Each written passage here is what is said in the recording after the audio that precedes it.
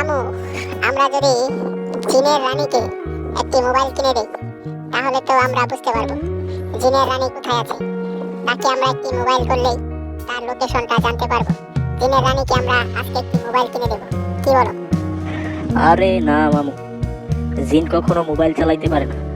জিনকে ডাক দিলেই জিনের রানী চলে আসবে। আমরা যেখানে যাচ্ছি সেখানে জিনের রানীর বাড়ি। আমরা তার বাড়ির সামনে এখন যাচ্ছি।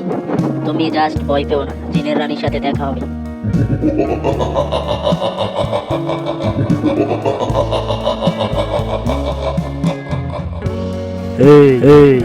সাহস তো কম নেই। তোমরা আমার এই রাজ্যে জঙ্গলে কেন এসেছো? আমাকে জবাব দাও। কার এই জঙ্গলে কেন এসেছো? যাও আমাকে এখন জানাও। আমি তো তোমার সাহস আতঙ্কে চলে কিভাবে তুমি জঙ্গলে আমার কাছে চলে আস। মূলত আমরা আপনার কাছে এসেছিলাম আপনাকে একটি মোবাইল কিনে দেব, এবং আমরা যখন বিপদে পড়ব তখন আপনাকে এই মোবাইল দিয়ে কল দিব।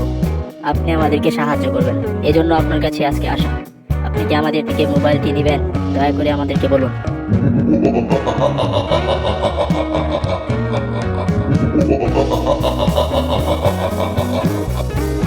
আমি তো বোঝাতে পারি না, তবে আমি তোমাদেরকে যে কঙ্কাল ভাই আছে তার সাথে পরিচয় করে এবং সেই কঙ্কালের সাথে কঙ্কালকে ডাক দিলেই চলে আসবে। এখন আমি কঙ্কালকে তোমাদের সামনে নিয়ে আসছি। দাঁড়াও, এই হলো আমার কঙ্কাল। তোমরা যখন ডাক দিবে এই কঙ্কালকে সাহায্য করার ছুটে আসবে। এই কঙ্কালের নাম হচ্ছে কালু ভূত।